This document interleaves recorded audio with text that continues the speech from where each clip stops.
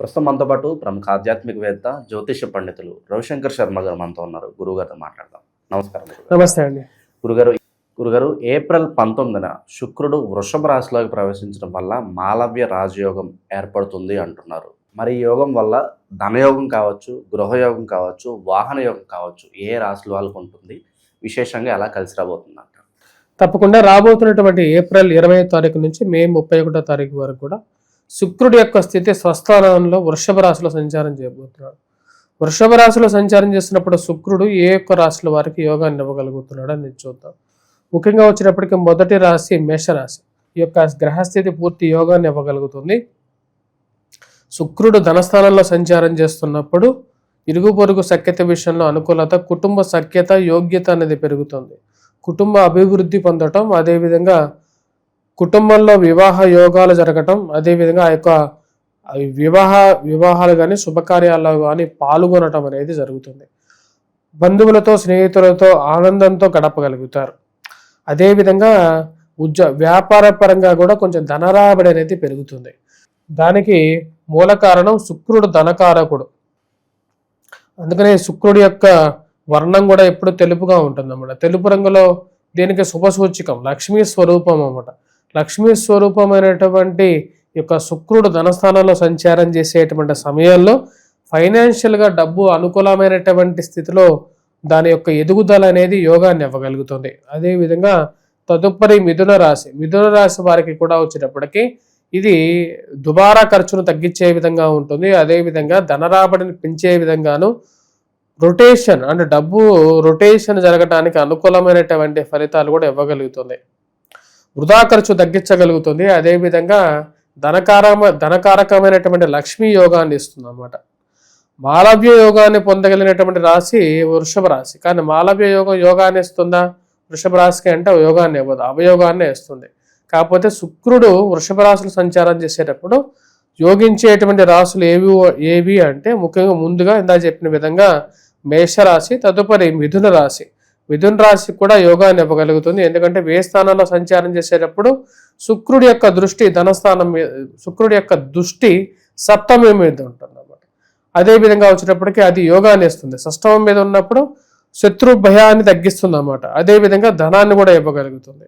తదుపరి వచ్చేటప్పటికి కర్కాటక రాశి వారికి ఈ యొక్క లాభస్థానంలో సంచారం చేస్తున్నటువంటి శుక్రుడు యోగాన్ని ఇస్తాడు.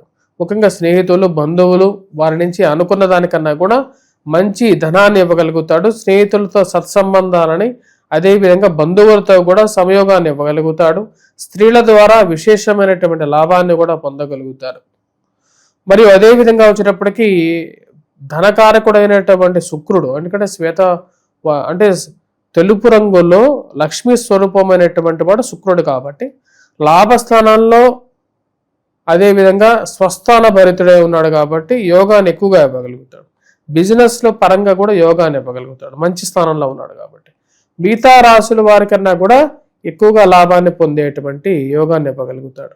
అదేవిధంగా వృషభ రాశి వారికి కూడా ఇందా చెప్పిన విధంగా కొంచెం అవయోగాన్ని ఎక్కువగా ఇస్తాడు అనమాట. ఏ విధంగా అవయోగాన్ని ఇస్తాడు వృషభ రాశి వారికి అంటే స్త్రీల ద్వారా ముఖ్యంగా వచ్చేటప్పటికి ప్రేమ, అదేవిధంగా అన్య స్త్రీ సంపర్కాన్ని కూడా ఇవ్వగలుగుతాడు, అవయోగాన్ని ఇస్తాడు అన్నమాట. కాబట్టి వృషభ రాశి వారికి అవయోగాన్ని ఇచ్చేటప్పటికీ కూడా మిగతా రాశులైనటువంటి మేష, అదేవిధంగా వచ్చేటప్పటికి మిథున, కర్కాటక రాశి వారికి యోగాన్ని ఇస్తాడు. వీరందరితో పాటు కన్యా రాశి వారికి కూడా అనుకూలతను ఇవ్వగలుగుతాడు. ఎందుకంటే భాగ్యస్థానంలో సంచారం చేసేటువంటి శుక్రుడు యోగాన్ని ఇస్తాడని చెప్పి శాస్త్రం చెప్తుంది. అంటే ఇక భాగ్యస్థానం అంటే లక్ ఫ్యాక్టర్, అంటే చేసేటువంటి పనిలో మనకు లాభదాయకమైనటువంటి ఫలితాన్ని, అదేవిధంగా మనకి ఇచ్చేటువంటి పూర్వజన్మ కర్మ ఫలితంలో లాభాన్ని ఇచ్చేటువంటి స్థితి. అంటే స్త్రీ ద్వారా కొంచెం లాభాన్ని పొందటానికి, భార్య ద్వారా లాభాన్ని పొందటానికి, తల్లి ద్వారా, అదేవిధంగా తండ్రి తరపు బంధువుల్లో స్త్రీల ద్వారా కూడా కొంచెం లాభదాయకమైనటువంటి ఫలితాన్ని పొందగలుగుతాడు. మరియు అదేవిధంగా వ్యాపార పరంగా కూడా లాభాన్ని పొందుతారు. సుగంధ ద్రవ్యాలు అమ్మేటువంటి వారు, చీరల షాపు వాళ్ళు, బట్టల షాపు వాళ్ళు, వీళ్ళందరికీ లాభదాయకమైనటువంటి ఫలితాన్ని ఎక్కువగా ఇవ్వగలుగుతారు. అదేవిధంగా తులారాశి వారికి వచ్చినప్పటికి అష్టమ స్థానంలో ఉన్నటువంటి శుక్రుడు పూర్తి యోగాన్ని ఇస్తాడు. అష్టమంలో ఎప్పుడైతే శుక్రుడు సంచారం ఉంటుంది అది ఎందుకంటే లగ్నాధిపతి రాస్యాధిపతి అష్టమంలో సంచారం చేస్తున్నప్పుడు ఆ శుక్రుడి యొక్క దృష్టి ధనస్థానం మీద ఉంటుంది. ధనస్థానం మీద దృష్టి ధనాన్ని వృద్ధి చేస్తుంది, కుటుంబ వృద్ధిని ఇస్తుంది, సంతాన ప్రాప్తినిస్తుంది, ఇరుగు పొరుగు సఖ్యతలో అనుకూలతనిస్తుంది, పూర్తి యోగకారకమైనటువంటి ఫలితాలు ఇస్తుంది. అదేవిధంగా రాజకీయమైనటువంటి అనుకూలతను కూడా ఇవ్వగలుగుతుంది. రాశి వారికి, తులారాశి వారికి అనుకూలమైనటువంటి ఫలితాన్ని ఎక్కువగా పొందగలుగుతారు. శుక్రుడి యొక్క స్థితి ఆ విధమైనటువంటి ఫలితాన్ని ఇవ్వగలుగుతుంది. వీటితో పాటు మిగతా రాశులైనటువంటి ముఖ్యంగా మనం చూసినట్లయితే శుక్రుడి యొక్క స్థితి వచ్చేటప్పటికీ మనకు ఈ యొక్క ధనుస్సు రాశి వారికి కూడా అనుకూలమైనటువంటి ఫలితాన్ని ఇవ్వగలుగుతుంది. వ్యాపార వృద్ధిని ఇవ్వగలుగుతుంది. అదేవిధంగా వచ్చేటప్పటికి సంతాన ప్రాప్తిని, సంతానం ఎదుగుదలలో అనుకూలతని కూడా ఇవ్వగలుగుతుంది. ఈ యొక్క రాశి వారికి కూడా అనుకూలమైనటువంటి ఫలితాలు ఇస్తుంది.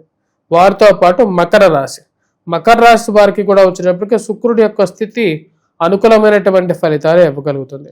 ఉద్యోగ పరంగానూ వ్యాపార పరంగానూ అనుకూలమైనటువంటి ఫలితాలు ఎక్కువగా ఇవ్వగలుగుతుంది అన్నమాట. ఎందుకంటే సరైనటువంటి స్థితిలో ఉన్నప్పుడు శుక్రుడు పూర్తి యోగకారకమైనటువంటి ఫలితాలు ఇవ్వగలుగుతాడు. సంతానంలో మంచి పేరు ప్రఖ్యాతలు రావటం అనేది మానసికమైనటువంటి ఆనందాన్ని కూడా ఇవ్వగలుగుతుంది ఈ యొక్క మకర రాశి వారికి.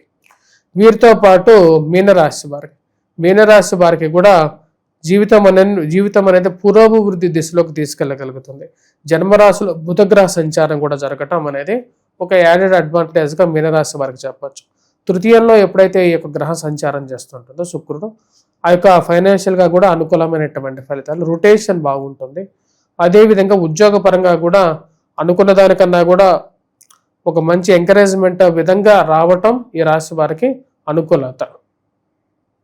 మిగతా రాశుల వారు ఎవరైతే ఉన్నారో కొన్ని రాశుల వారు శుక్రుడి యొక్క అనుకూలత అంటే లక్ష్మీదేవి యొక్క కటాక్షాన్ని పొందటం కోసం మనం ఎటువంటి పరిహారాలు చేసుకోవాలంటే శుక్రవారం పూట ఇంటిని శుభ్రంగా చేసుకోవాలి.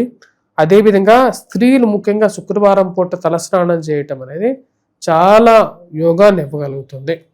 అదేవిధంగా వచ్చేటప్పటికి ఇంటిని, శరీరాన్ని శుభ్రపరచుకోవటమే కాకుండా ముఖ్యంగా వచ్చేటప్పటికి మనస్సుని శుభ్రపరచుకోవాలంటే ఎలా చేయాలి అని చెప్పి మనం చదివేటువంటి మంత్రం ఏదైతే మంత్రం ఉంటుందో బీజాక్షర రూపమైనటువంటి మంత్రాన్ని చదవటం ద్వారా మనస్సు అనేది శుభ్రపరుస్తుంది.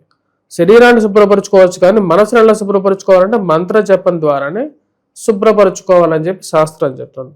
వీటితో పాటు తెల్లటి వస్త్రాలని ఎందుకు ధరించాలి అంటే తెలుపు ఎప్పుడైతే శుభ సూచకంతో పాటు మనస్సు కూడా వచ్చేటప్పటికి ఆ తెలుపులాగా ప్రశాంతతనికి చేకూరుస్తుంది. మనస్సు ప్రశాంతంగా ఉంటే మనం చేసేటువంటి పనులు ప్రశాంతంగా ఉన్నట్లయితే మనకు జరిగేటువంటి ప్రతి పని కూడా పాజిటివ్గానే ఉంటుంది. ఒకానొకసారి వచ్చేటప్పటికి శ్రీరామచంద్రుడు వశిష్ఠుడికి చెప్తాడు. శ్రీరామచంద్రుడు అడుగుతాడు ఏంటంటే వశిష్ఠుడు చెప్పడం మొదలు పెడతాడు అనమాట. అంటే చేసేటువంటి మనకు జీవితంలో జరిగేటువంటి ప్రతి పనులకి కారకం ఏమిటి అని చెప్పి శ్రీరామచంద్రుడు వశిష్ఠుడిని అడుగుతాడు. అప్పుడు వశిష్ఠుడు చెప్తాడు, ఏమని చెప్తాడంటే కర్మఫల సిద్ధాంతం ప్రకారంగానే, అంటే పూర్వజన్మ కర్మఫల సిద్ధాంతం ప్రకారంగానే నీకు మంచి చెడు జరుగుతూ ఉంటాయంటాడు. అప్పుడు రాముడు అడుగుతాడు, మరి అన్ని కర్మఫల సిద్ధాంతంగానే జరిగే విధంగా అయితే మరి మనం ఇప్పుడు ఎందుకు ఈ యొక్క పని చేయాలి? ఆటోమేటిక్గా పూర్వజన్మ కర్మ ఫలితంగానే అన్ని జరుగుతూ ఉంటాయి కదా అని చెప్పి రాముడు తిరిగి క్వశ్చన్ అడుగుతాడు అనమాట. అప్పుడు వశిష్ఠుడు చెప్తాడు, మనం జడ పదార్థం కాదు, అంటే మనం చెట్టుకు పుట్ట రాయి కాదు, మనం బుద్ధి కలిగినటువంటి వారం, మనస్సు కలిగినటువంటి వారం. కాబట్టి మరి మనం ఆ జరిగేటువంటి చెడు ఫలితాన్ని మంచిగా మార్చుకోవటానికి మనం శ్రాయశక్తులా ప్రయత్నం చేయాలని చెప్పి వశిష్ఠుడు చెప్తాడు. ఎందుకంటే మనస్సు బుద్ధి రెండు స్వచ్ఛంగా ఉండాలి.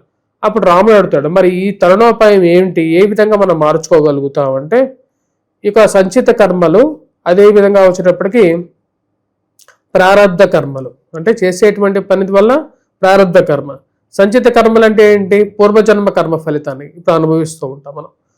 అయితే జ్యోతిష్య ప్రకారంగా కూడా భాగ్యస్థానాన్ని అదే సూచిస్తూ ఉంటుంది అన్నమాట. సరే మరి ఎలా మార్చుకోవాలి అంటే, నువ్వు ఎప్పుడైనా సరే నీ యొక్క మనస్సు మంచి పనులు చేయటం మొదలు పెడుతూ ఉంటుందో నీకు జరిగేటువంటి ఫలితాలు కూడా మంచిగానే జరుగుతుంటాయి అని చెప్పి వశిష్ఠుడు చెప్తాడు అనమాట. అంటే మనం మంచి చేస్తే మనకు మంచే జరుగుతుంది అని చెప్పి దాని మూలాంకం. అంతేగాని మనుషులు అందరూ ఏం చేస్తూ ఉంటారంటే, వారు మనల్ని ఎవరు చూడట్లేదు అన్నట్టు విధంగా పుండు మీద ఎలాగైతే ఈగ అక్కడ ఉండేటువంటి చీములు తింటూ తను ఎవరు చూడట్లేదు అన్నట్లుగా చేసేవన్నీ కూడా వచ్చేటప్పటికి చెడు ఫలితాలని చేస్తూ కోరుకునేవన్నీ కూడా వచ్చేటప్పటికి మనకు సుఖంగా కావాలి, ధనం కావాలి, అన్ని కావాలి కోరుకుంటే ఎలా జరుగుతుంది? కాబట్టి మనం చేసేటువంటి పనులు కూడా మంచి పనులు అయితే మనకు మంచే జరుగుతుందని చెప్పి శాస్త్రం చెప్తుంది. స్వస్తి.